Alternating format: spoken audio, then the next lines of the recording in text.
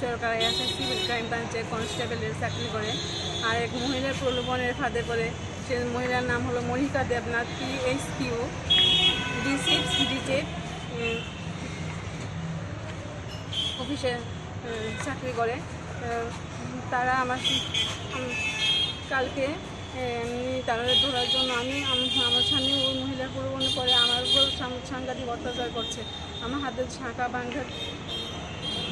ভাঙ্গা দিছে। ওই মহিলা একবার কয় আমার হাজব্যান্ডের গলা জড়িয়ে স্বীকৃতি দিতে হইব, দাও নিয়ে আসে আমার কাইটালে মাঝে মাঝে দাও নিয়ে আসে, ডিভোর্স দিতে কয়।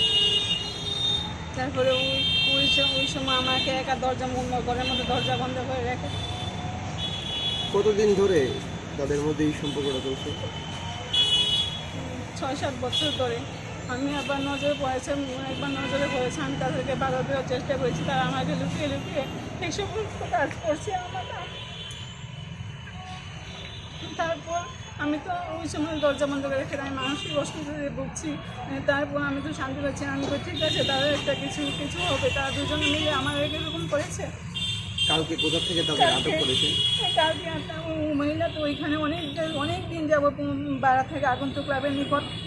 আমি ওখানে সন্ধ্যার সময় এখানে গিয়েছি। তারপর আমার হাজব্যান্ডের বাইকটা দেখেছি। এখন তারা মহিলা দরজার সামনে গেছি, গিয়ে সেদিকে দরজা বন্ধ। এরপর আমি চিল্লি করে আমাকে দরজা খোলো। তখন ক্লাবের লোক পাড়ার প্রতিবেশী সবাই আমার পাশে আইছে সবাই।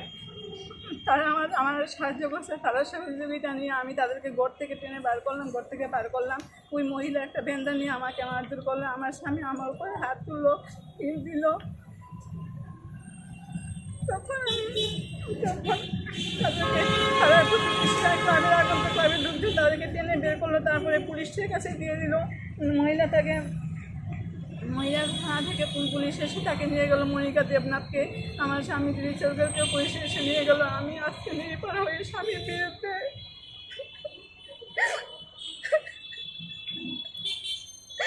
আমি আর পারছি না, বিরুদ্ধে এই পথে এসেছি।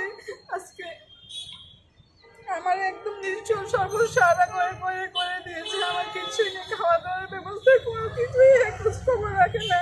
আমার মায়ের ভবিষ্যতের কথাও চিন্তা করলো না একবার। ও নিজেদের কথা চিন্তা করলো। আমি ওকে কতবার বুঝিয়েছি, আমার মেয়েটা আজকে বড় হয়েছে, আমার যত বয়স হয়েছে, আমার জীবন চলে গেছে, ও কীভাবে থাকবে। আমি একটা চিন্তা করলো না।